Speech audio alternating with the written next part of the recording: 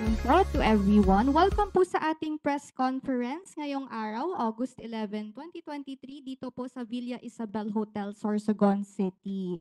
So, magandang hapon po sa lahat, to our resource speakers po, kay Doc Gladys Escote, ang head po ng Provincial DOH Office of Sorsogon. And of course, hello po, yes, hello po, Doc.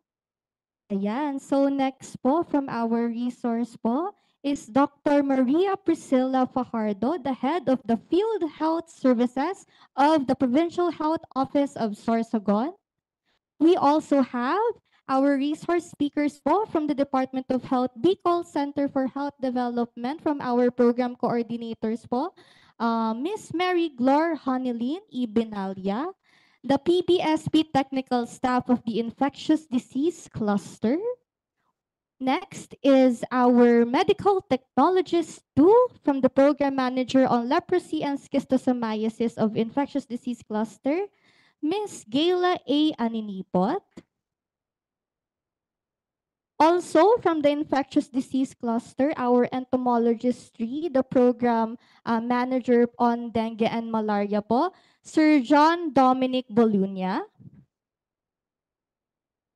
And our research specialist 1, also from the Infectious Disease Cluster, Sir John Rick Miranda.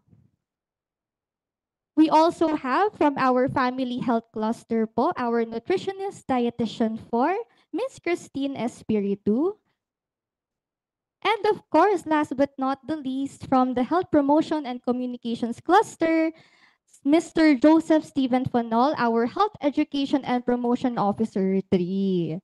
Okay, so maraming salamat po once again sa ating mga media na nagpunta po today and who gave us their time para po mabigyan natin ng pansin ng ating mga napapanahong health events for today, starting with the lifting of state of the public health emergency on COVID-19, ang ating mga infectious diseases, TB, malaria, dengue and leprosy, ang ating National Breastfeeding Awareness Month, and yung iba pa nating health events po. So, to start our press conference, let us hear from Dr. Gladys Escote, opening message po.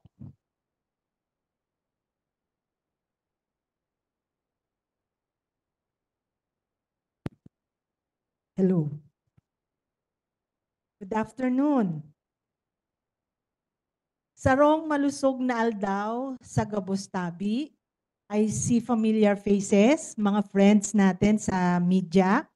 Sa ngaran kan sa muyang Regional Director ng DOH Bicol CHD na si Director Ernie Vivera, kaibahan ang samuyang DOH Bicol CHD staff, asin ang mga minamahal kong mga pidoho, Provincial DOH Office staff, and together with the Provincial Health Office sa pamamayo ni Dr. Renato Bolo and represented by Dr.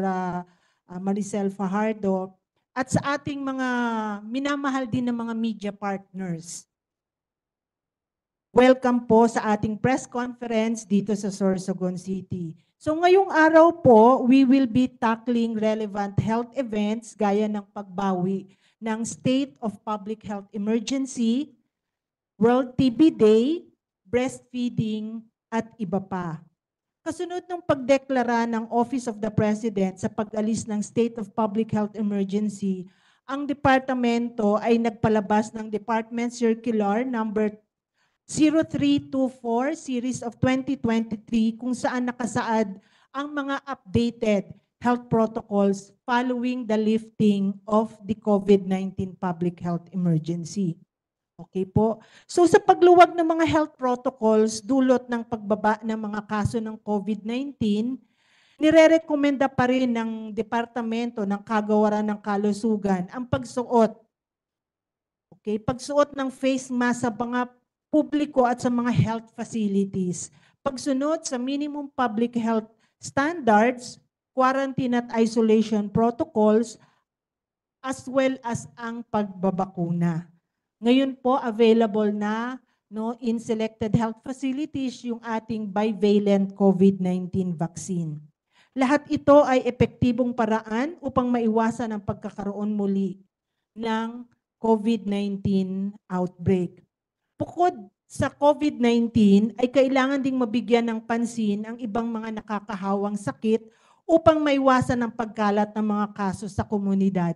And we are all aware, during the last 3 years ng pandemic, yung mga ibang nakakahawang sakit at hindi lang yung mga nakakahawa, actually all health programs ay pansamantala nating naisantabi dahil nakafocus tayo lahat sa COVID-19. Especially on the first year, alam naman natin na hindi rin natin alam paano aaksyonan, ano ang gagawin. No? Lahat, hindi lang naman ang Pilipinas, ba't ang buong mundo ay lubhang na bahala. So kabilang na rito ang TB, dengue, malaria at leprosy na hihimayin ng ating mga program coordinators ngayong araw.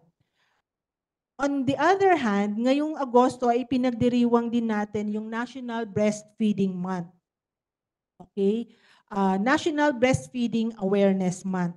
Ito ay naglalayong isulong ang mga benefits ng pagpapasuso kumpara sa bottle feeding. So ito ay matagal na rin nandito sa atin.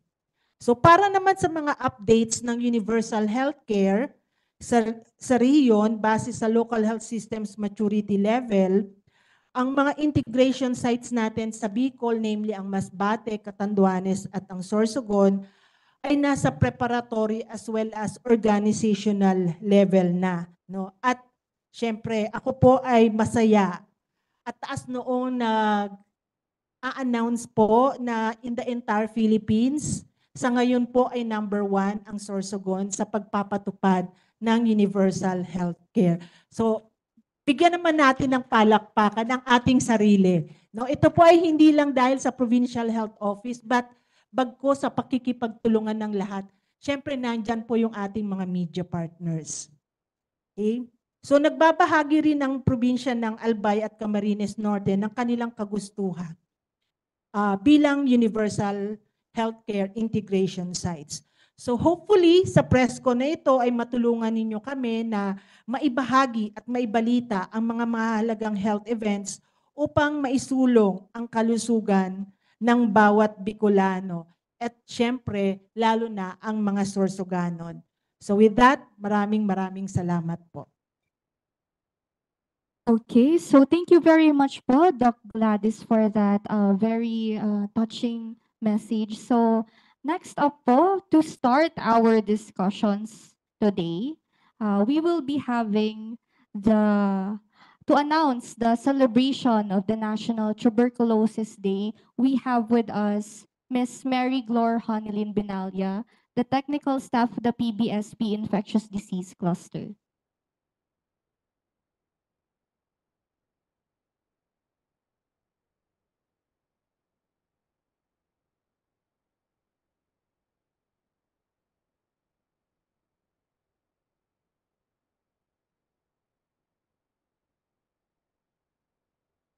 Hello, good afternoon. So, good afternoon, everyone. Doc Gladys, and to everyone who are with us today for this press conference. We will just be presenting to you some updates on the TB program. So, nas-mention nga po kanina that August is the Lung Month celebration, and we have this month. The theme for this month's convention would be TB elimination, a commitment to our nation. Ayan. Let me just present to you the current status of the region in terms of our program.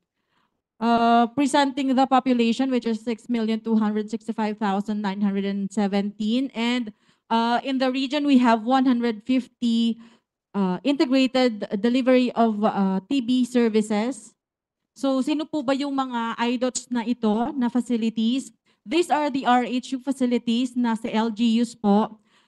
Bakit sila tinawag na IDOTs? Kasi sa ngayon po, nagkakaroon tayo ng transition of giving the MDR-TB services papunta na po sa RHU level. So, para mas maintindihan po natin, yung gamutan po natin na DSTB, di ba po 6 months? So, yung MDR-TB treatment po, which is 9 months until 20 months. So yun na po yung binababa natin sa ating mga RHUs, which is in cognizant of the para sa mga pasyente po natin, mas ilalapit natin yung mga services natin sa kanila. Now, for the number of operational PMDT satellite treatment centers, meron po tayong 8, and these are all over the region. Meron po tayo sa Albay na 2, sa Camsur 2 din, Cam Norte 1, Catanduanes 1, Sorsogon 1, dito po sa SMMG, and we also have 1 in Masbate, which is in Masbate CHO. So sino po ba yung STCs? Sila po yung primarily na nanggagamot ng MDR-TB. Sila po yung primarily na nagpa-manage. Pero sa ngayon nga po, nagkakaroon tayo ng transition. So sa ngayon, sila po yung ating mga mentors sa ating mga RHU facilities. Next is the number of gene expert sites. Meron po tayong 50, and that is all over the Bicol region din po. Nagsimula tayo siguro nasa 16, ngayon po nasa 50 na tayo. And malaking tulong kasi with the gene expert sites, ito po yung tinatawag natin na Rapid TB Diagnostic Laboratories, kung saan yung plema po ni pasyente, tinitest doon sa RTDL site, doon natin malalaman kung yung plema niya ay drug resistant or not. Okay? Next po, ang mga TMLs po natin, TB microscopy laboratories, we have 158, TB culture lab, we have 2 in the region, but only 1 is functional at the moment dahil CBSL po, na-convert natin siya sa COVID testing lab nung kapanahonan po ng pandemic. But sa ngayon po, wino-work out na po natin na mabalik siya sa pagiging TB function, TB culture lab. Next is the XDR laboratory. We're so happy to announce that we have 1 XDR laboratory. Doon po ito sa Bicol South Luzon Subnational Laboratory po sa BSL. So before po, ang mga specimen po natin, pinapadala pa natin sa NTRL for LPA testing. So sa ngayon po, with the presence of our XDR lab, meron na po tayong capacity to know kung yung mga samples po ng ating mga MDR patients ay resistant na pa din po sa ibang mga second line drugs. Okay?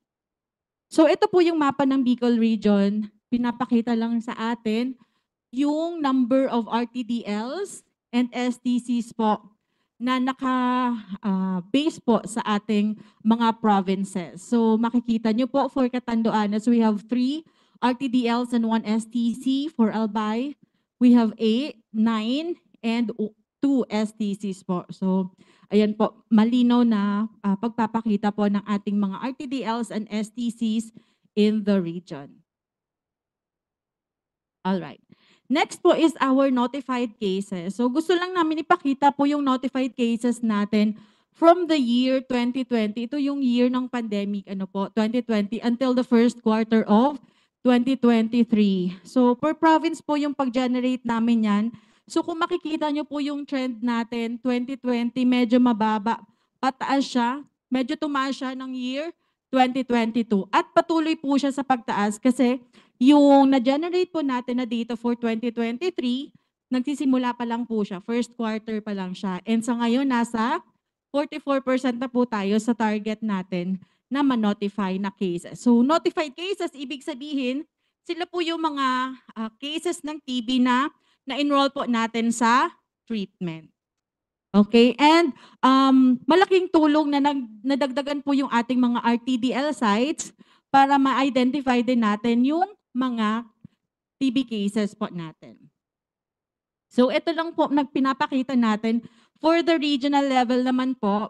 So for 2022, we have achieved 48% of our target na ma-notify, and nakita nyo po yung trend natin, papataas po siya, 48% to 59%. So, makita natin dito yung na-mention na ni Dra kanina nung panahon ng pandemic.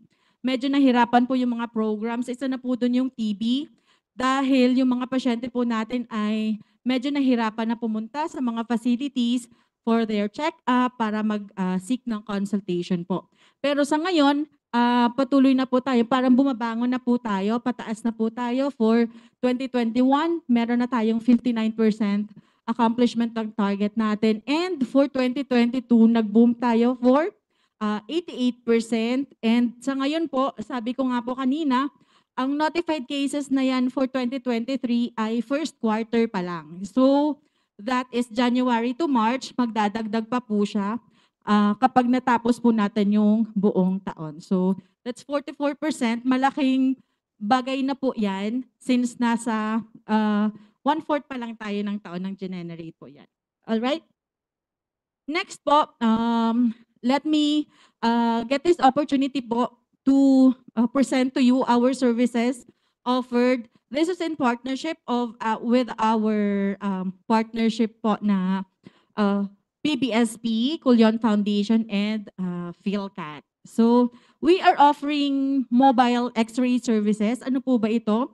We conduct active case finding activities. Ito po yung, dahil nga sinabi natin na mobile X-ray, yung X-ray service po pupunta sa mga facilities. And with this po, ang priority po natin is yung mga GIDA areas, yung mga areas kung saan medyo nahihirapan yung mga kapatid natin na bumababa para magpa-X-ray. So tayo na po yung lumalapit sa kanila. Wala po silang babayaran dito. Si PBSP po yung nagbabayad dito to our contractor, Cullion Foundation. So ang patients po natin dito would be the vulnerable group, kasama na yung mga contacts po ng mga TB patients po natin, mga matatanda. Alright, so kasama na po din dyan yung mga healthcare workers. Next po, another mobile X-ray program. Ito naman po yung tinatawag natin na intensified case finding activity. Ito yung ginagawa natin sa mga jails po or prisons. So syempre po congested yung condition ng ating mga PDLs, mga persons deprived of liberty.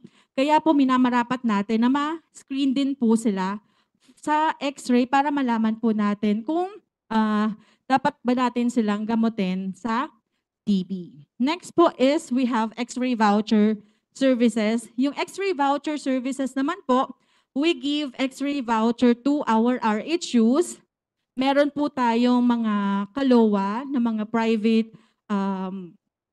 laboratories, X-ray laboratories, kung saan yung mga in need na magkaroon na magpa-X-ray, di ba kung nahihirapan po sila magpa-X-ray, magbibigay po tayo ng free X-ray voucher sa kanila. Ang kailangan lang po ni facility, bigyan si patient ng NTP referral form papunta doon sa kalowa natin na facility. So free po yun lahat.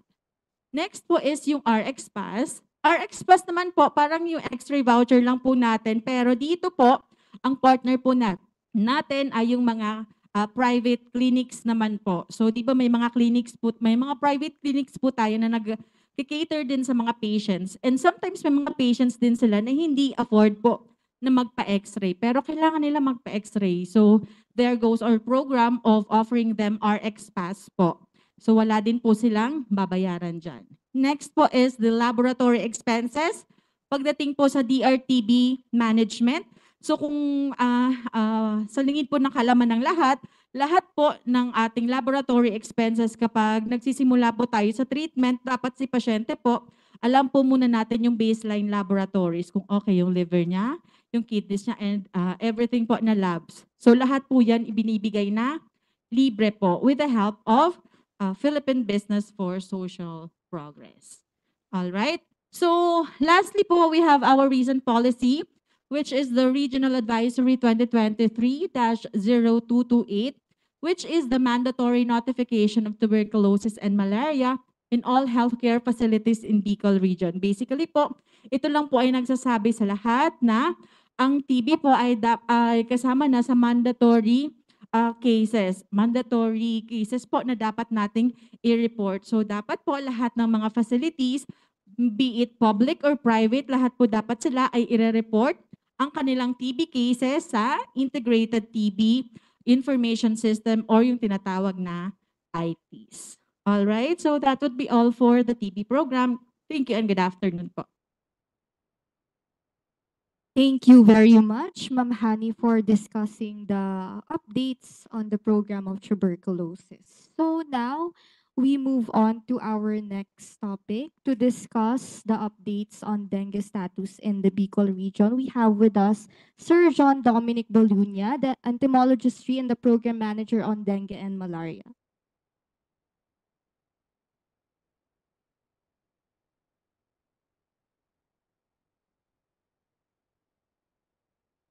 Hello po, magandang hapon po sa Induga Boss. Present ko po yung dengue update. Next slide please. Cumulative report cases. A total of 500 dengue cases have been reported to the Philippine Integrated Disease Surveillance and Response with SAR from January 1 to August 8, 2023. During the same time period in 2022, a total of 1,094 cases were reported. Next slide. Summary report, profile of reported dengue cases. Age niya is from 5 months to 92 years old. Yung median niya po is 20 years old. Most affected age group is 0 to 5 years old. Yung sex niya po is female, 229, 46%. Male, 271, 54%. Confirmed cases po, sad to say po, wala pong confirmed cases. Pero po yung program po natin, yung dengue po, nagbigay po tayo ng naatlam sa mga district hospital po to confirm po yung mga dengue cases. Pero hanggang ngayon po, wala po sigurong gumagamit, kaya 0 po. Yung profile reported po of dengue deaths, meron po tayong age 9 to 19 years old. Yung median niya po 18 years old. Isang male, isang female po. Ibigay ko lang po kung saang lugar yung deaths po. Yung isang deaths po is from Birac, Catanduanes. Yung pangalawang deaths po is from Milagros, Masbate. At meron po tayo sa Sorsogon sa Bulan. Next slide. Percent difference by province po. From January to August 5, 2022 versus 2023 po. From province of Albay po, meron po tayong 21 case this year po. Versus po last year, meron tayong 29. Nag-decrease po yung case ng 27%. Camarines Norte po, meron tayong ngayong taon na 31 case. Last year po, meron po 172. Nag-decrease po sila ng 82%. From Kamsur po, meron po tayong 168 this year. Last year po, sila po ang pinakamataas. Meron po tayong 709. Nag-decrease po sila ng 76%. From Catanduanes po, 128 cases. This year, last year po, 96. 3% increase po sila. Masbate, this year po, 23. And last year po, 54 cases. 20% decrease. From Sorsogon po, ito po yung notable po na tumaas po is from last year po, 33 po yung Sorsogon. Ngayon tumaas po siya ng 103 cases. Nag-increase po ng 212% increase. Others po, ito pong others po, ito po yung mga patient na from other region po, na dito po na-detect sa June 5. Meron po tayo ngayon 5. Last year po, isa lang po, kaya 400% increase po. In total po, sa Bicol region po, meron tayong 500 case this year versus po last year na 1,094, which is po nag-decrease tayo ng 54%. Pero po, mapansin niyo po, Sorsogon, Catanduanes po, sila po yung may increase. Last year po, sila yung nag-decrease yung cases. Parang ngayon baliktad po nangyari. Next slide po. Ito pa rin po yung ulit-ulitin ko po pa rin, yung 4S po, siya pa rin yung strategy po ng program against dengue po. Yung 4S. Next po. Malaria naman po tayo. Yung malaria po is acute viral illness caused by Plasmodium parasite, which is spread to people to the bites of infected female Anopheles mosquitoes. Malaria is parasite that reproduce in the mosquito po, kung bakit nagpaparami po sila sa loob ng mosquito, sa tao po, sa red blood cells, at sa liver po. They produce inside the RBC, then burst the cell, release substance that induce, ito po yung mga symptoms niya, chills, fever, and sweating po. Next slide po. Ito po yung apat na klase ng human malaria. Plasmodium falciparum po, which is po 70% ng cases po sa Philippines ay Plasmodium falciparum po. Saka siya po yung pinaka-severe at complicated malaria po. Kasi po ina-atake niya po yung mga young cells, RBC po, at saka yung matured RBC. Pangalawa po is Plasmodium vivax. 30% po ang cases ng and also capable of producing complicated malaria, but at least lesser extent, di po tulad ng falciparum po. Yung Plasmodium malariae at Obali po, nagkakos po yung relapsing malaria several months or maybe a year after the initial infection. Kasi po may dormant stage po siya sa liver po. Kumbaga bumabalik po siya after a year po. Next po.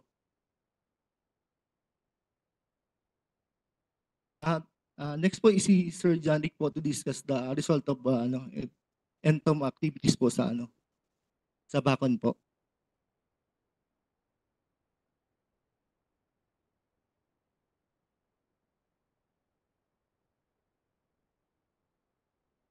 Hello, good afternoon. I'm Rick, and I'm here to discuss the results of the entomological activities conducted in San Jose Bacon District, Sorsogon City. This activity was conducted in response to a malaria case recorded in Bacon. So last July 13 to 14, an entomological surveillance was conducted in Barangay Maricrum, San Jose Bacon District, to confirm the presence of malaria vectors or malaria mosquito in the area. So the primary method of collection conducted during the entomological surveillance are so-called Carabao baited trap. So the Carabao baited traps basically inserts the carabao inside mosquito nets, and then the suspected Anopheles mosquitoes and other mosquitoes, night biting mosquitoes, will bite or kakagat sila dun sa mosquito ay sa carabao natin, and then they will be trapped inside the net. And then those mosquitoes will be collected and then identified to confirm whether or not there is an Anopheles species, which is the vector of malaria. Ano po? So next slide po. So during the collection, female adult mosquitoes trapped in the nets were collected, and these were the results. Next po. So the majority of the collection were Anopheles. 72% of the mosquitoes were Anopheles, and there were 3 vectors of other diseases, but there are no malaria vectors. There are no malaria malaria vectors of malaria disease, but there are Anopheles species collected in the area.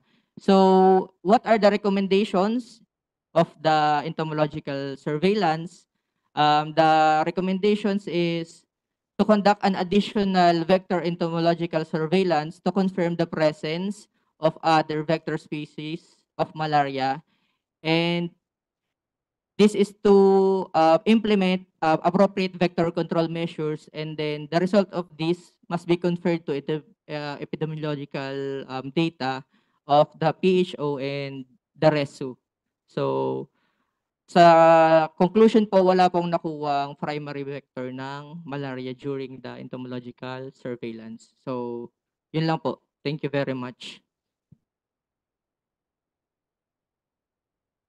Ayan. So, thank you very much po, Sir Nick and Sir Rick, for presenting yung ating update sa dengue and malaria.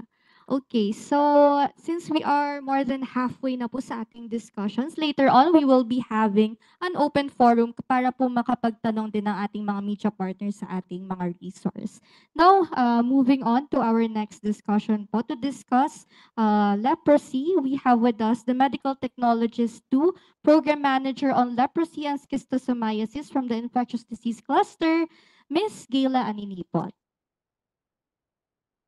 you, dear. Good afternoon, PDO, PHO, and CHD staff. and the media, all who are present here. Thank you for coming over. I'll be discussing leprosy. Actually, alam nyo na to because this has been already a disease for ages. Ano po? It is kapatid po ng Mycobacterium tuberculosis. So ang pangalan niya is Mycobacterium leprae. It is also called Hansen's disease because it was discovered by a certain doctor, Hansen, in February 28, 1873. And is considered the longest disease known to man. Okay? Panahon pa ni Jesus, nandiyan na yan sa Biblia. Okay? And it is considered also like TB, a droplet infection.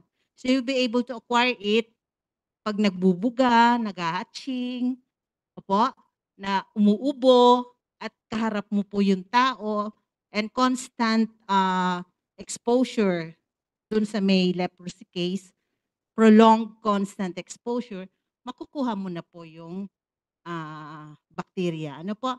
And makikita po yung symptoms from 13 to 15 years bago mag-manifest. So medyo matagal-tagal. Ano po? But this is not hereditary. Nagkakataon lang yung family members nahawaan ka agad kasi siya yung madalas makasalamuhan ng pasyente. Okay?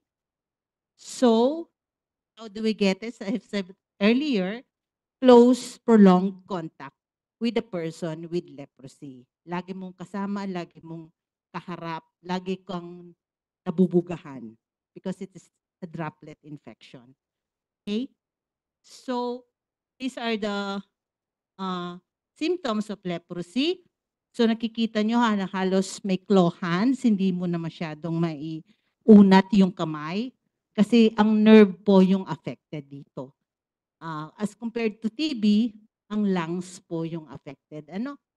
So, andyan yung itsura, nawawala yung kilay, kumakapal yung balat, yung mukha. Ano po? Tapos, namamanhid. So, kung may hawak ka na mainit o matalim, hindi nararamdaman nung tao yung hinahawakan niya. Okay? So, no feeling. Walang feeling po yung tao. So, ito po yung gamot. Madali naman. Libre ito. Libre po ito binibigay sa mga hospitals at healthcare center. Kaya, kung meron kayong may alam, pagbigay alam po lagi kasi libre naman po yung paggagamot. Like TB, it is also multi-drug therapy. Kasi it is considered a bacteria, parating may antibiotic na kasama. Okay? Next. So what will happen kung hindi po nagagamot? Ayan po, nawawala na yung ilong, naglalagas na yung kilay, okay?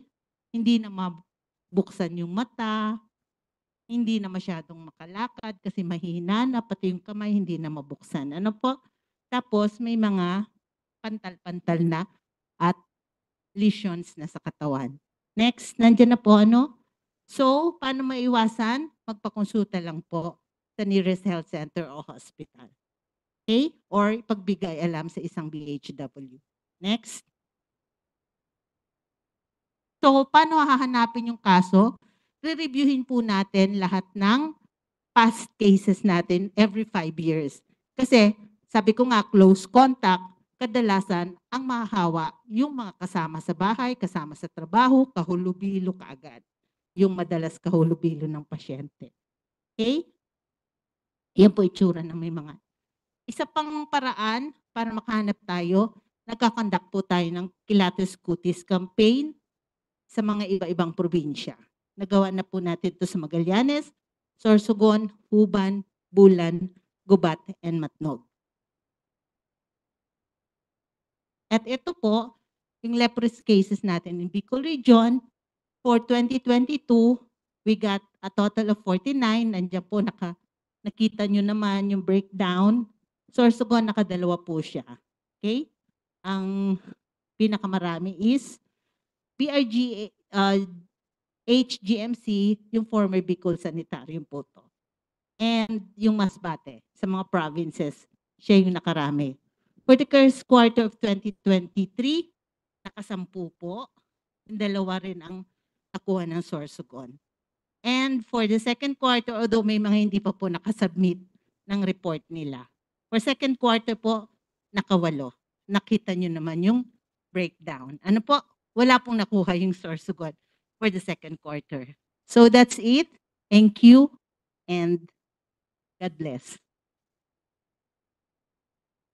Thank you very much, Ma'am Gayle, for your discussion on leprosy. So next, to discuss the celebration of the National Breastfeeding Awareness Month, we have with us our nutritionist dietitian from the Family Health Cluster, Ms. Christine Espiritu.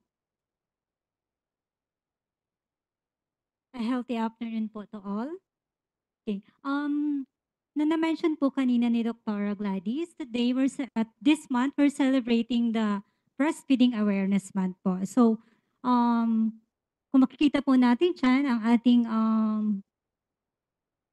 yan, nakaganyan lang siya. Okay. So, ang advocacy po natin ngayon is enabling breastfeeding, kung saan po isinusulong ang ligtas at malusog na pagpapasuso para sa manggagawang Pilipina. Again, we're celebrating po ulit ang August na naman. Kung mapapansin po natin, every month, laging breastfeeding. Ano po ba? Bakit po ba natin sinaselebrate ito? Siyempre po, para mas mapalaganap ang importansya at benepisyo ng eksklusibong pagpapasuso para sa kalusugan at nutrisyon ni baby and mommy. Ito rin po ay para mabigyan ng recognitions ang mga lactating mothers na malaki ang kanilang kontribusyon sa ating komunidad sa pamamagitan ng pagpapasuso sa kanilang anak. Meron po tayong batas, RA 11028. Ito yung tinatawag na Expanded Breastfeeding Act of 2009. Ito ay nagpapalaganap na magkaroon po ang mga establishmento or mga workplace na magkaroon po ng lactation station. So, meron din po ditong karapatan ang isang lactating mother na magkaroon sila ng additional 40 minutes break na kung saan pwede silang mag-express ng gatas nila and at the same time, pwede din po silang magpa-breastfeed ng kanilang anak or sanggol po. So, madami po tayong mga programa para sa breastfeeding. Meron po tayong mga advocacy para sa infant and young child feeding practices. Madami din, we're celebrating also the sa mga barangay. Ngayon po, meron din po silang kanya-kanyang celebrations and from the LGUs, ito pong Breastfeeding Awareness Month. Madami din pong every Wednesday, meron din po silang tinatawag na Mother's Class na kung saan dun po ginagawa din po yung advocacy in terms of breastfeeding. Meron din po yung binibigay din po yung first 1,000 days. And then, meron po tayong tumutulong din sa mga mother para mas mapalago ang kanilang kaalaman through counseling. Meron tayong mga peer counselors or mga breastfeeding support group. Inaanyayahan po namin ang lahat na makilahok sa darating pong August 26. Meron po kaming celebration na Breastfeeding Awareness Month. Ito po ay gaganapin sa Ayala. Meron po ditong magiging discussions ng importance of breastfeeding, talk on mental health, tapos TB po in children. So sana po, and meron din po palang cooking demo. Meron kasi tayong mga invited guests from the NGOs na a-attend po dito sa ating darating na celebrations po for August 26.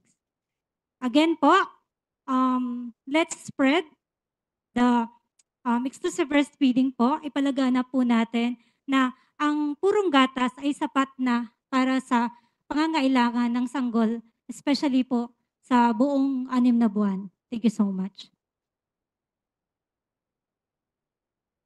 Ayan. Thank you very much po, Ma'am Tin. Talagang we should enable breastfeeding. Isulong ang ligtas at malusog na pagpapasusus para sa ating Pilipinas. So, to present the last but not the least discussion on our health events, we have with us Mr. Joseph Stephen Fenol, the Head Health Education and Promotion Officer 3 of the DOH Bicol CHD.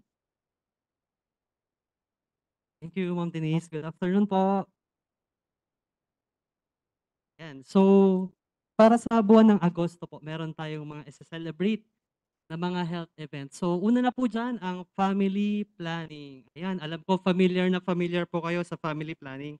So, ito po yung pagkakaroon ng nais na bilang ng anak at sa panahon na handa na yung mag-asawa at siyempre sa tulong yan ng mga family planning methods na available sa ating mga rural health units and city health offices. So, para po doon sa mga nais mag-avail ng mga serbisyo ng family planning, so pumunta lamang po sa pinakamalapit na health centers or city health offices or barangay health centers sa kanila pong lugar.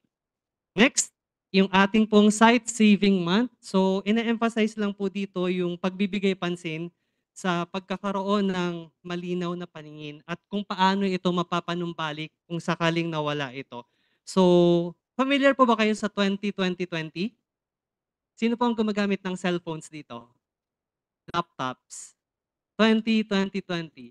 So, sa 2020 rule, every 20 minutes na gumagamit ka ng laptop or cellphone, dapat tumingin ka sa isang object na 20 feet away sa'yo for 20 seconds. So para ma-relax po yung inyong mga mata at hindi agad lumabo. So next, ang ating celebration ay National Lung Month. So na-discuss to ni Ma'am Mary kanina, ina-emphasize lang po dito na yung mga sakit na pwedeng makaapekto sa ating baga ay pwede nating maiwasan. At isa sa mga epektibong paraan para iwasan itong mga sakit na ito ay ang hindi paninigarilyo at paggamit po ng vape. So, wag tayong manigarilyo at mag-vape para mas healthy ang ating lungs. So, healthy lungs para sa ating lahat.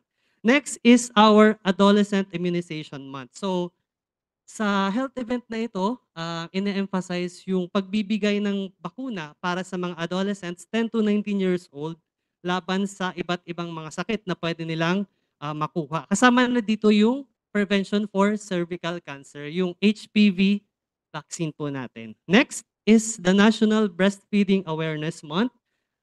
Na-highlight to ni Ma'am Tin kanina, so hindi ko na po ito i-discuss. So this August po ito is celebrate sa buong Pilipinas. Ayan. So, napapansin nyo ang August, next slide please. Ang August ay nakatuon sa mga kabataan. So, ngayong linggo ay ang linggo ng kabataan, August 12 to 16, 2023. So, hina-highlight dito yung contribution ng ating mga kabataan sa ating culture, sa nation building, as well as hina-highlight din po dito kung ano yung mga kanilang pangangailangan na pangkalusugan. So may unique din po silang pangangailangan ng mga adolescents. So dapat atin din pong bigyan ng pansin yun. Next is Asthma Week. Ayan. Hindi pa naman po hinihika. So ang asthma po yung pinakakaraniwan na chronic na sakit na nakakaapekto usually sa mga bata, pero pwede rin po siyang makaapekto sa mga adult. Ang karaniwan na sintomas nito ay yung parang parang may ano 'yan, may humuhuni sa dibdib. Tapos minsan nahihirapang huminga tsaka pag-ubo. So,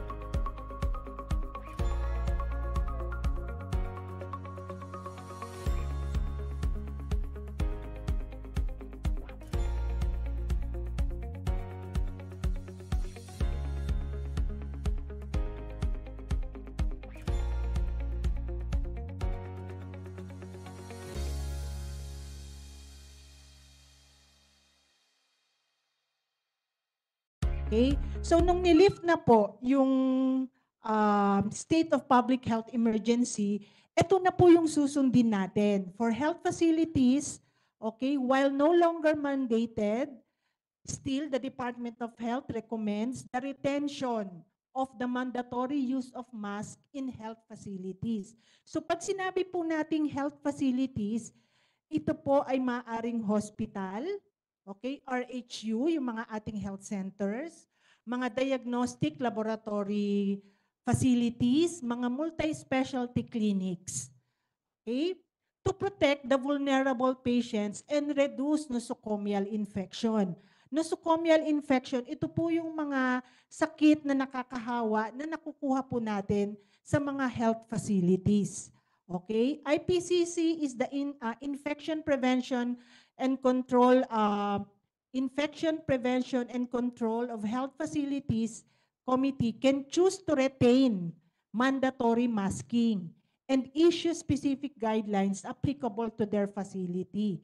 No? So may mga hospitals pa rin po tayo na hindi kayo papapasukin sa loob ng kanilang facility kung hindi kayo naka-face mask. Okay? So actually, ang pinoprotektahan doon, hindi lang po yung pasyente, yung health worker, pati rin tayo. Kasi syempre, alam naman natin pag hospital, iba-iba ang mga pwedeng makuha nating mga sakit.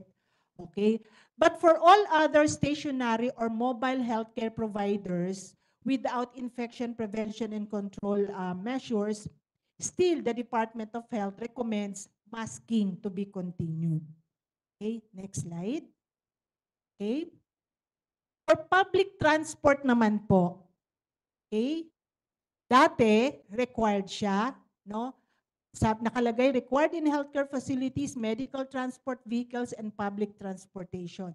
Sa ngayon po, for public transport, wearing mask is no longer mandatory, but not prohibited.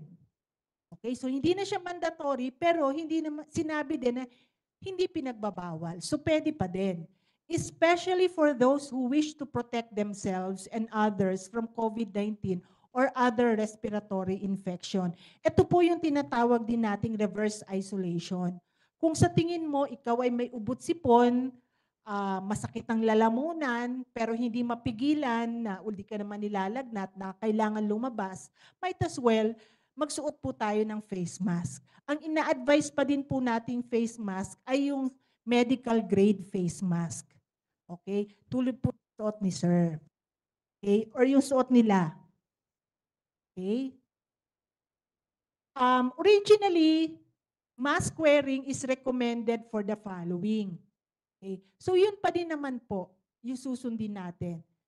Mask wearing is still recommended, especially in crowded or poorly ventilated public spaces for elderly, no? Individuals with comorbidities, yung may mga sakit, immunocompromised individuals. Pag immunocompromised po, ito po yung may mga medyo matinding karamdaman like may cancer or yung mga tinatawag po nating autoimmune disease, yung ano na nga ba yan, SLE, lupus, mga buntis, unvaccinated individuals, and symptomatic individuals. Symptomatic, may ubo, sipon, makati ang lalamunan, nilalagnat. Okay. Yeah. Next slide. The minimum public health standards from good hygiene, frequent hand washing, observance of physical distancing, and good ventilation, ito na po yung pinapasunod. No? Good hygiene, frequent hand washing, and good ventilation, especially in situations where close interaction with vulnerable population cannot be avoided, such as the elderly population, those with comorbidities, and immunocompromised individuals. Okay? Ang vaccination, wala pong pinagkaiba, still recommended. Okay? Basahin din po natin yung notation. As with other diseases, patients are advised to consult their healthcare providers, most especially if presenting with moderate to severe symptoms. Next slide. Okay? So ito po yung updated masking, quarantine, and isolation protocol. Okay? So what if ikaw po ay asymptomatic close contact, exposed to confirm? Example ko po, hindi ko sinasabing positive ka, doktora, ha? Example po, nagpa-test si Doktora Fajardo, positive. No? The following day, magkatabi kami ngayon, as in super close. Pero the following day, wala naman akong nararamdaman. So I am considered asymptomatic close contact. Exposed to confirmed. Okay? So, ang mangyayari po niyan, ako, no need to quarantine. Observe lang ako. But I must wear a well-fitted face mask for 10 days. Kasi pwedeng carrier ako, it just so happen na malakas ang resistensya ko. Okay? Now, asymptomatic but confirmed, positive. Nagpa-test ako, surveillance, example, kasi hanggang ngayon kami po ay nagpapa-surveillance. Testing pa din. Nagpa-test, or sabihin natin kailangan, requirement.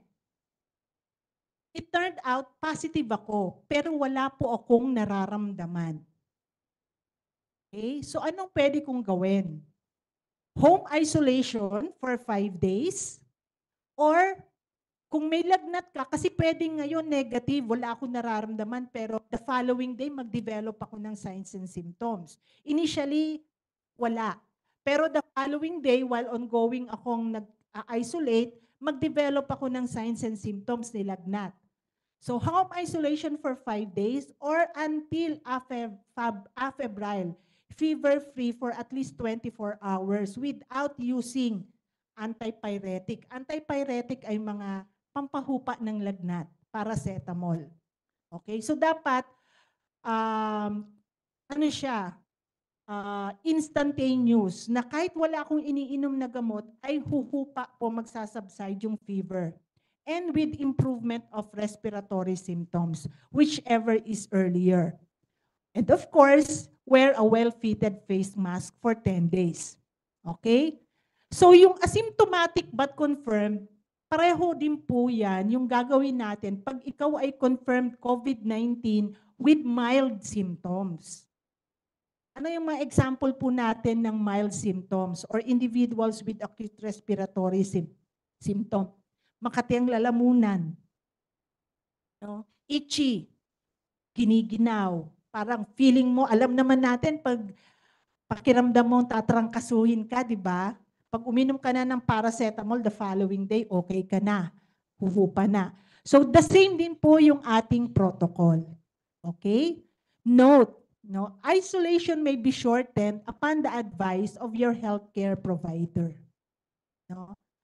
So, dito po, minomonitor pa din naman. Kasi pag nag-positive po, nai-inform pa din po ng Department of Health, si PHO, at si RHU. So, namomonitor pa din po tayo ng ating mga health centers. Okay? So, what if ikaw naman ay confirmed COVID-19 case with moderate to severe?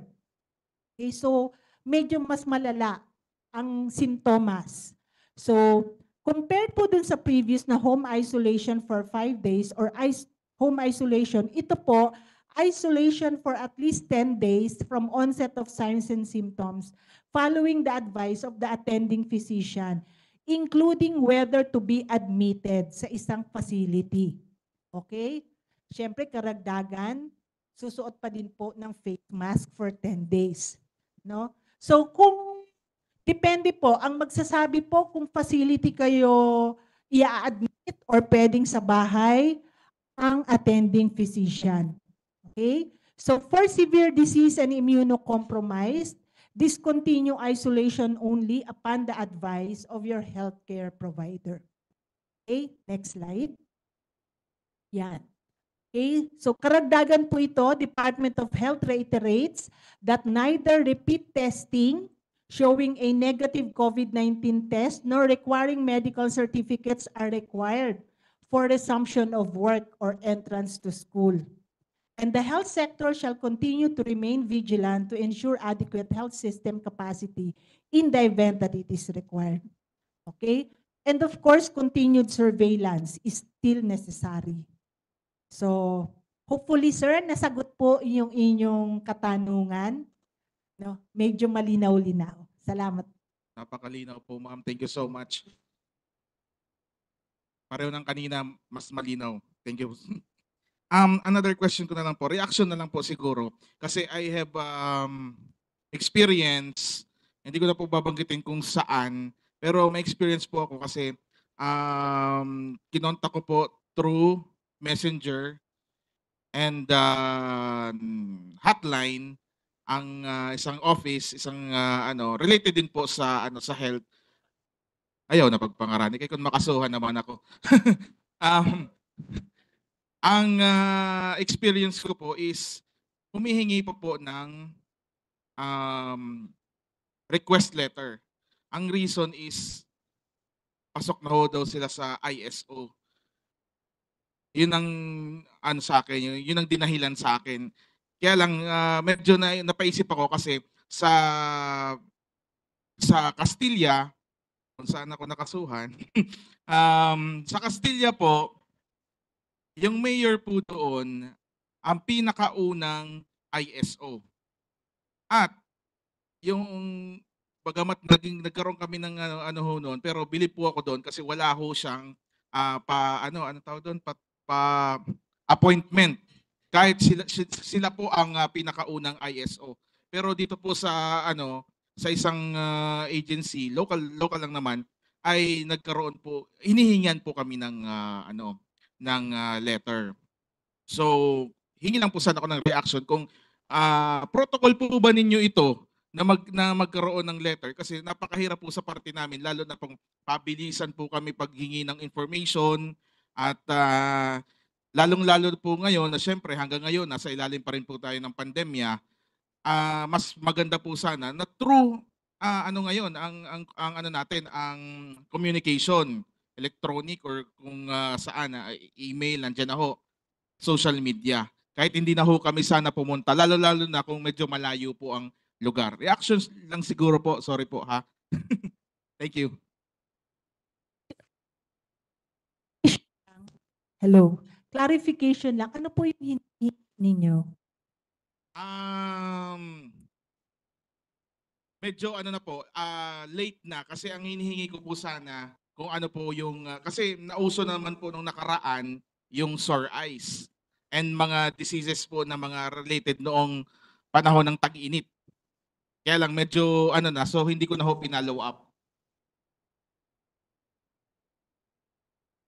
Ang question ko lang po sana, meron po ba kayong protocol na ganun na kailangan po ng request letter o pwede naman po gamitin po ang inyong hotline or inyong messenger or inyong Facebook page para hindi na ho dumaan pa sa appointment, ganun. Thank you po. Sige. Ako po ang sasagot in behalf of the Department of Health.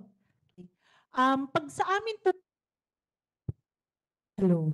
Pag sa amin pong office kayo nag-request, no, definitely we will be requiring you a letter dahil hindi po kami ang repository of data or information.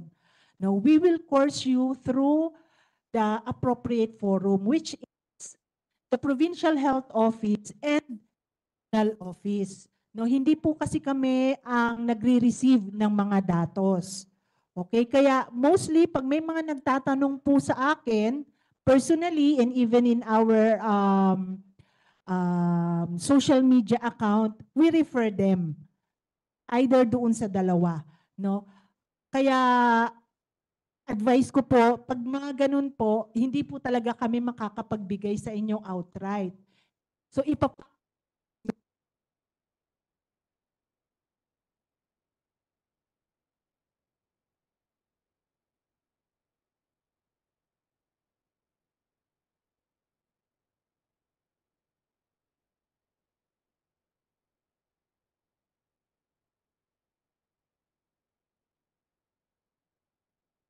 from the agency na naghihingi ng data. And kung ano yung purpose, yun lang. Once we receive the letter, mabilis naman magbigay ng data. Oh, may letter po, opo.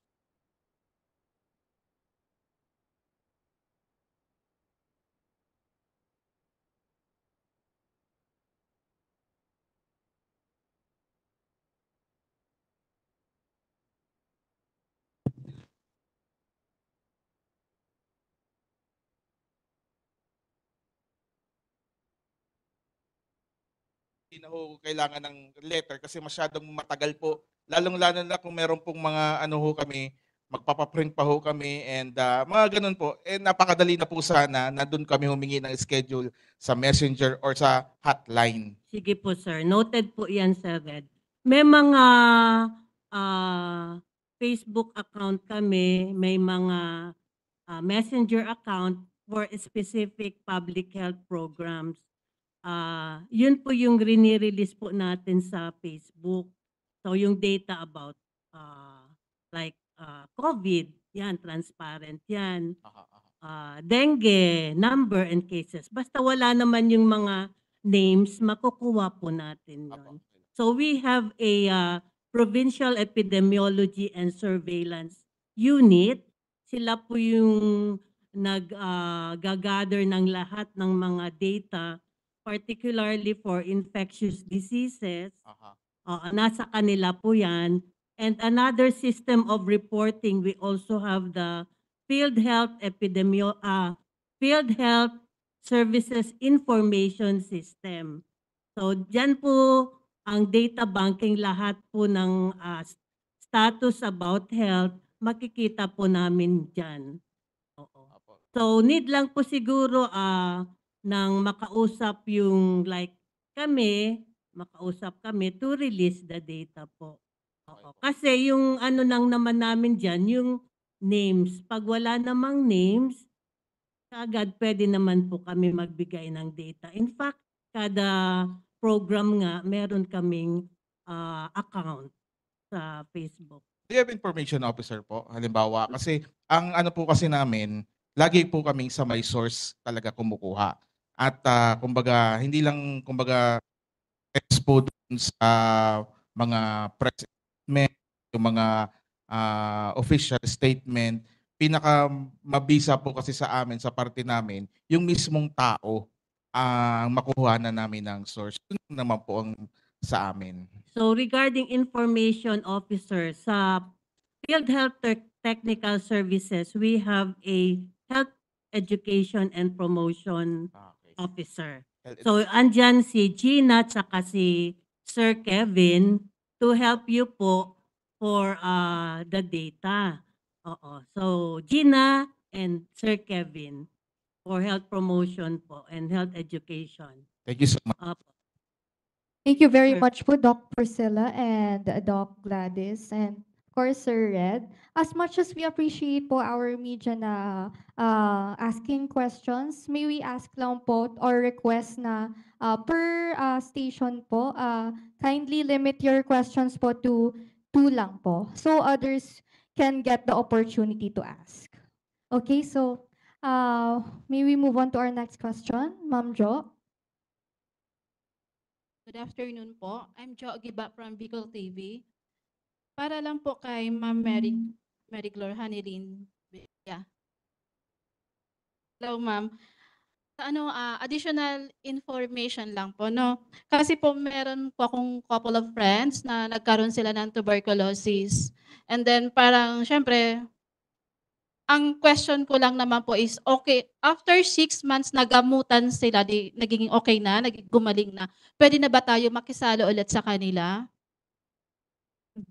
Thank you so much for that question. Actually, ma'am, kapag nag-start na po ng treatment si patient po sa atin, be it DSTB or DRTB, kapag sa loob ng 1 buwan, tuloy-tuloy na yung gamutan niya po, pwede naman, hindi naman po siya pinagbabawalan na makihalubilo po sa mga kaibigan natin. Actually, yan po yung isa sa mga iminumungkahi natin po during health education kapag nagsa-start po tayo ng treatment sa kanila na minsan kasi meron po tayong stigma. So siguro doon po nagro-root yun, yung parang akala natin ay may TB siya, lalayuan natin siya. Gusto lang po namin sanang sabihin sa lahat na yung TB, although nakakahawa po siya, nagagamot naman po ito. And once na nag-start na siya ng gamutan and sa loob ng 1 buwan ay tuloy-tuloy yung paggagamutan niya, hindi na po siya nakakahawa as long as patuloy po yung monitoring sa natin sa kanya. And sabi nga po natin, yung stigma sana maiwasan na po natin sa mga pasyente kasi isa po ito sa nagdudulot sa kanila, hindi lang TB yung nilalabanan nila, hindi lang yung sakit mismo, kundi pati yung mental health nila apektado din kapag parang sa tingin nila ay lumalayo sa kanila yung mga tao mahal nila sa buhay na yung dapat na nakakaunawa po sa kanila. So siguro po sana yung through this avenue po matulungan natin yung pagdi-disseminate ng tamang information po regarding TB para once and for all matapos na po yung stigma sa kanila. Yun lang. Thank you po. Ano ma'am, question ulit. Pag gumaling na sila for 6 months, hindi na ba bumabalik yung TB? Ang TB po ay halimbawa na cured na po. Kaya po kailangan patuloy po yung pag-aalaga natin sa ating baga. So yung mga, 'di ba po ang theme natin ngayon is healthy lungs. Malusog na baga.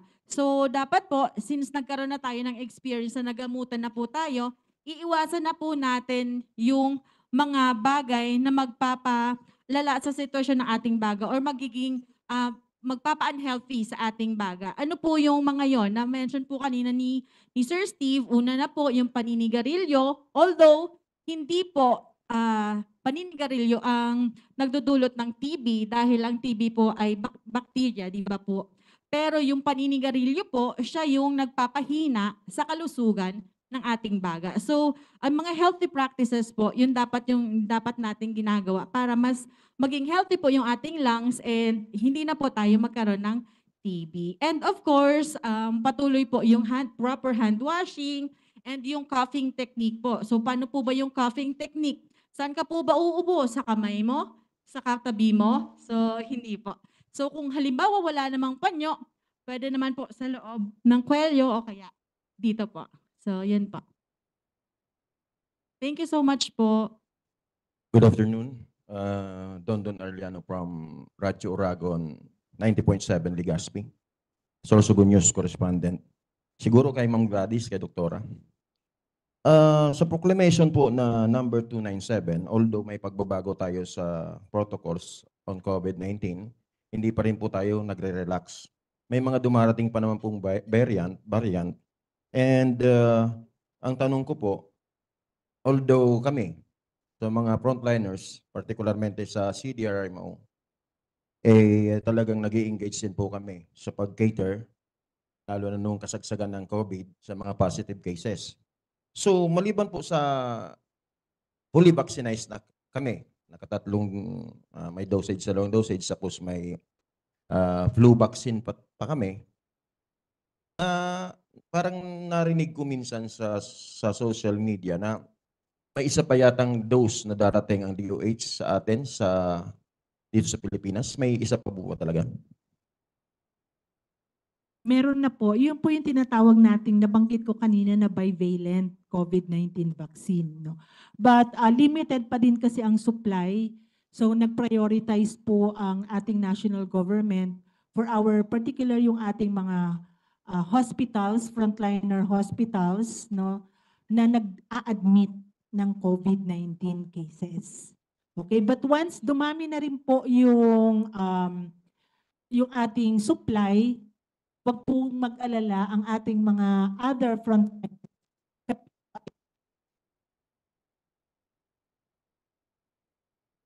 So kaming mga nasa media po, we considered ourselves na frontliners din po kami. So maybe sana mapasama na rin po ang friends sa media na ma-priority doon sa vaccine. Kasi hindi pa naman po tayo talaga nakakasabing ligtas na tayo sa COVID-19. Yes po, as I mentioned earlier, wag po kayong mag-alala. Kayo po yung mga isa sa mga unang-una din nating tatawagin pag enough na po yung ating mga supplies. Kasi hindi lang naman po kayo media partners, but rather may mga other roles and responsibilities din. Nabanggit nyo kanina na nasa CDRMO kayo na katulong namin sa health, especially during the pandemic na nagta-transport, nagpa-facilitate. Okay, so wag po kayong mag-alala. Alice Lopez po for About sa Pfizer bivalent. So meron tayong 11 vials na lang na nandyan for health workers muna po. So actually, nag-start na po ng August 2. Andyan na si Susan, ang program manager for immunization. So yun lang po muna tayo. Then mag-e-expand in the succeeding months and weeks to other priority groups po. Thank you po. Alice Lopez po, of course, Sorsogon Guardian. I have actually 3 questions. Kaya kung pwede, maano na lang po, makonsider. First po, are there XDR cases in Bicol? Kasi na-mention lang po kanina yung MDR. Tapos, ang second po, ang sa dengue, medyo na-confuse po ako dahil 0 ang confirmed na cases of dengue and yet may deaths. So paano nangyari yun? Hindi na confirm pero namatay. Pangatlo po is about sa leprosy. Since the symptoms manifest after 13 to 15 years, so during the time na na-infect, hindi mo na malalaman and you would not be able to identify where you got it. Yun lang po.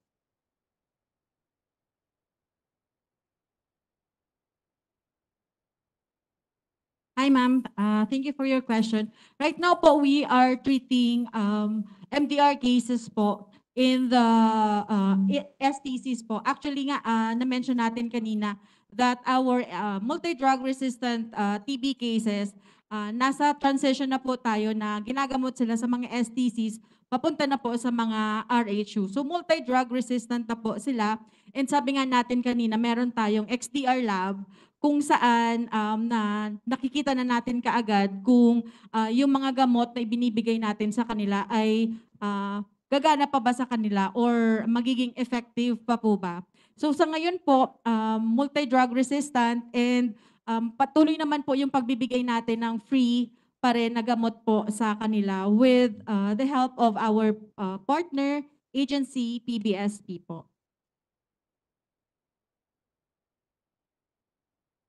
Dr. Nur, ako po ma'am yung sa dengue, yung ano po, yung 0 po yung confirmed case po. Bali po yung mga case po ng dengue is po, na-test na po siya sa RDT, yung dengue NS1 po, kumbaga positive sila doon, di po sila na-confirm. Pero yung diagnosis po ng doktor is dengue po. The end of the year po, nagkakaroon kami ng that review sa ano po, program po, and invited namin po yung PHO, saka yung mga attending physician po. Mayroon po kaming panelist po from Manila. Inaalam po talaga namin kung ang deaths po talaga ng patient is primary po talaga kung dengue. Kung dengue po talaga ang kinamatay niya or iba po ang kinamatay niya po. Every year po ginagawa po namin yung that review po. Para ma-confirm po talaga kung dengue po talaga ang kinamatay. Na ano po ma'am? Yung confirm po ma'am,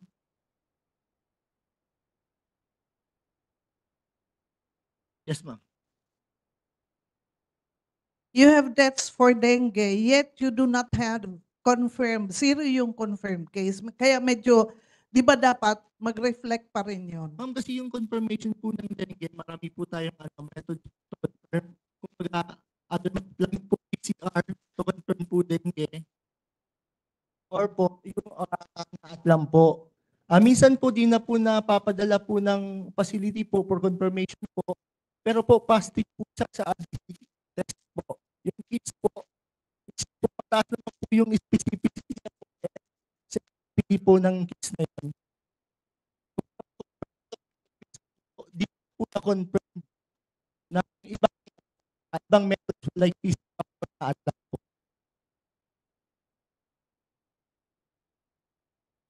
Ni sir, yung specific diagnostic for confirmatory test for dengue, hindi po nagawa natin dito. Oo. So, Then at quarterly, merong panelist from Manila Ito yung mga nagre-review ng ating mga dengue deaths. And it turned out na hindi sila namatay sa dengue.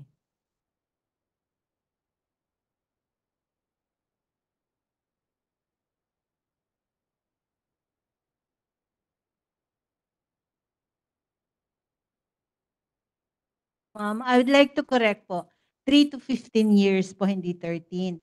So yung 3 to 15 years po, yung symptoms na yun, yung halatang-halata na, yung nawawala na yung kilay, nag-waste na yung balat, nawawala na yung ilong, imbes na matangos, ganyan, namamagana yung balat, ganun po yung hands na, hindi na mag-stretch na gusto yung kamay niya. Pero nag-i-start po siya parang an-an lang bunyi lang. Meron tayong posi-bacillary at multibacillary. Pag posi-bacillary, may mga patches lang po siya, lesions, kala mo an-an o bunyi lang. Pag posi-bacillary, hindi pa masyadong matagal yan. So 1 to 5 lesions is called posi-bacillary. Kaya yung posi-bacillary, mas maiksi lang po yung treatment. It takes 6 to 9 months lang po. Pag multibacillary na po, more than 5 lesions niya. So matagal na po yun na nasa pasyente. So it takes 12 months to more than 12 months up to 18 months ganun yung pag-treat. Depende po sa assessment ng doktor. Ano po? So nag-i-start siya para lang siyang skin disease. So dapat yung mga ganun, pinapakita na natin sa doktor. Huwag nating baliwalain, baka leprosy na nga. Hindi lang mga skin disease na parang an-an o buni. Ano po? Okay na po? Okay, so thank you very much po. I think we are down to our last 2 or 3 questions. Actually, hindi naman po ako mag-question, ano. Kaya lang i-follow up ko lang yung request ng isa kong kasamahan dito na access sa information. Let us start from here kasi nahalata ko talaga, kami kasi sa brigada, lalo na ako, halos lahat, nasa chat group ako ng DOH, as a matter of fact, ito, DOH Media, sa Bicol region yata yun. So lahat, OCD, nandun ako. So why do we, request ko lang, itong nandito ngayon ng mga media, kung pwede isali sa DOH Media, sa regional, sa chat group, para meron silang access ng information. Kasi kung ayaw ng gumawa ng DOH Media, DOH Sorsogon chat group sa media, pwede naman, kasi kami, nilolocalize kasi namin, kasi ang brigada merong Legazpi, merong Camsur, lahat merong diet. So, ang ginagawa namin, nakakakuha kami dito sa chat group, sa region. So, nag-i-interview na lang kami sino ba to? May region, may DOH region ba dito? Si Mighty, ikaw ba? Oo, ito. Oo. Yung una si Joanna ba yon? Oh, Joanna. So, yun ang kinukulit namin. Albay Media hanggang Masbate. So, bakit ako lang sa Sorsogon? So, ito ngayon, can we start from here? Na isali sila para wag na yung kung oo, so isali mo sila. So tapos pag gusto kami ng localized, kasi pag nagpi-press release sila, region, lalo na nung COVID. So kami nilolocalize namin kasi pag sinabing tumaas ang COVID sa Camsur, hindi namin anuhin yung kasi Sorsogon kami. So kinokontak namin si Joanna noon, ngayon ikaw pala, nice to meet you. So, yun lang kinukulit namin, no. Bigyan nyo kami ng sa Sorsogon lang. Lalo na ako, ang hawak ko Sorsogon Masbate. Bigyan mo ako ng Sorsogon Masbate lang. Ayokong pakialaman yung ibang region kasi kami, bit by bit kami. Yun. So, can we start from the media here in Sorsogon? Para naman meron, nasa nasa chat group. Ayun. So, yun lang. Thank you po. Yes, Ja. Actually po, ma'am, we do, yun din po sana yung i-raise ko. We we do have our GC for the whole region. It's the DOH Media GC. And yun po sana yung i-request natin sa mga Sorsogon media partners na if it to approach me as sa communication management unit para po makapagbigay ng details niyo yung ating mga personal Facebook account para po ma-add natin dun sa Media GC. Yes. Opo. Opo. So later on na lang po yun. Opo. Okay, so next question po natin. Thank you very much, ma'am. Redford Akes po ng DWDR. Actually, ma'am, ang question, yung bang pagkakalit ng emergency situation natin coming from the DOH National, ito po ba kasabay mga components ito? Halimbawa, kung may na-hospital na isang tao, tapos sa found out na siya ay COVID positive, makaka-enjoy pa ba siya ng mga privileges niya doon sa PhilHealth, doon sa ibang mga components? Or suspended na rin yun sa kaso ng dahil lifted na po yung health emergency po?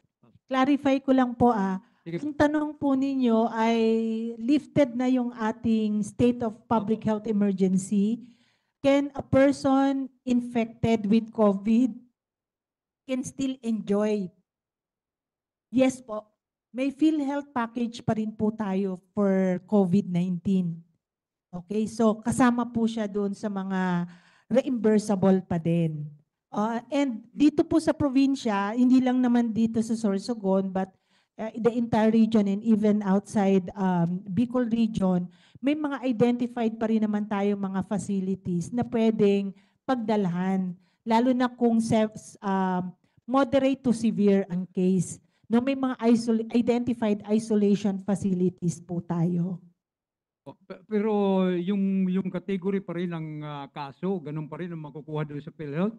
Halimbawa, yung severe, pagkakalam ko parang 700,000 plus, parang ganun. Yung naunang nag-iba na po, adjusted na rin po. Pwede Kasi natin yun? na talagang, syempre, medyo mataas po nung first year, dahil hindi pa rin alam ng lahat, even at the international level, ay hindi pa rin alam paanong gamutan ang gagawin, no? Paano haharapin si COVID-19? Actually, nung simula wala pa tayong pangalan, no?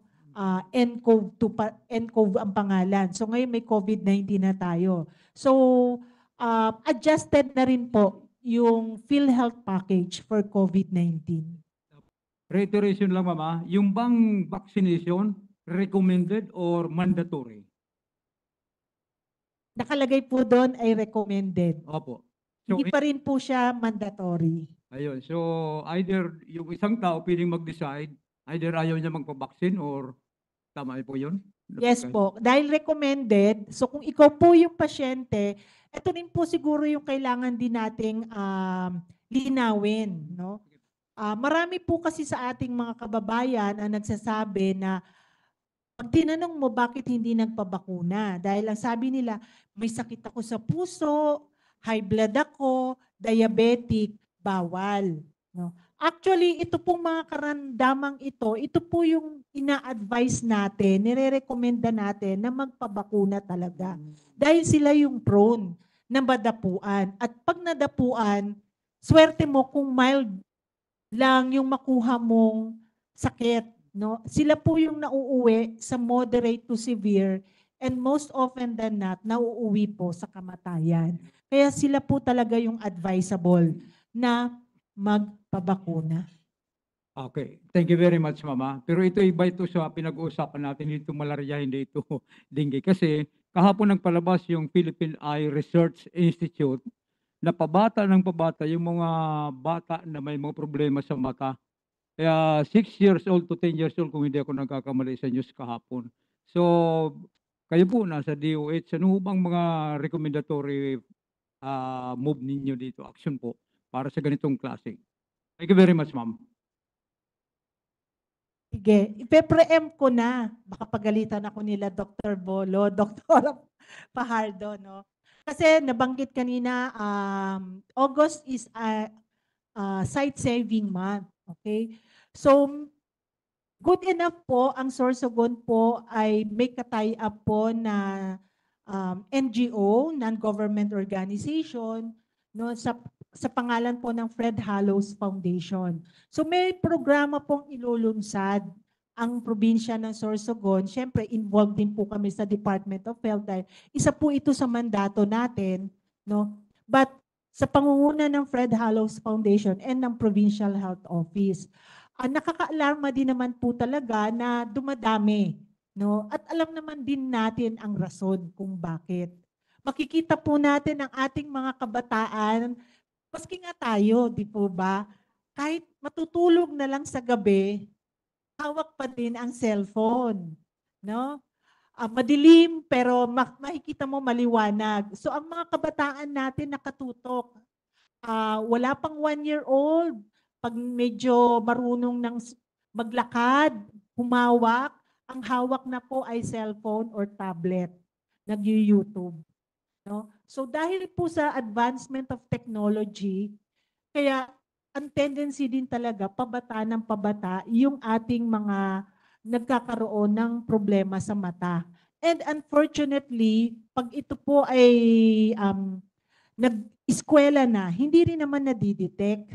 And basically, hindi rin kasi alam ng mga magulang ano ba yung mga sintomas na babantayan sa mga kabataan. Okay, so yun din po siguro yung isusunod natin na kailangang ipaalam sa ating mga kababayan, ano yung kailangang bantayan sa mga anak natin. At dapat din po ay may limit, may oras ang paggamit ng mga technology na ito. No? Kaya ang mga anak natin ngayon ay masasakitin na din dahil hindi na nadudumihan, hindi na napapagod, hindi na napagpapawisan.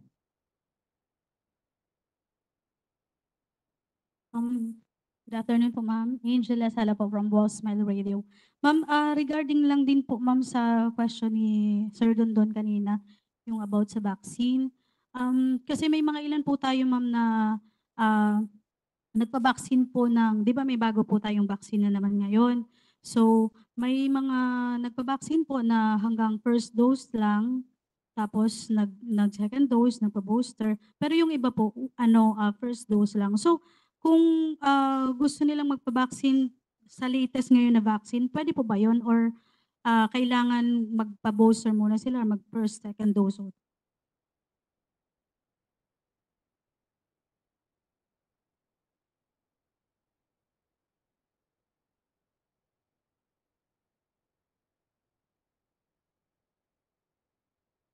Regarding sa atin ng third booster, yung mga nakatapos ng second booster muna. So, yun po muna ang ating priority groups.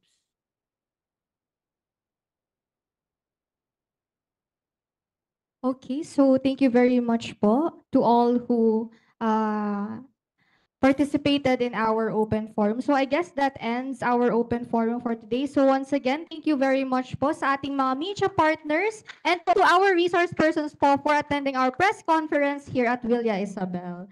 So yung ating sheets, yung happy sheets po natin, evaluation sheets, paki-fill out na lang po.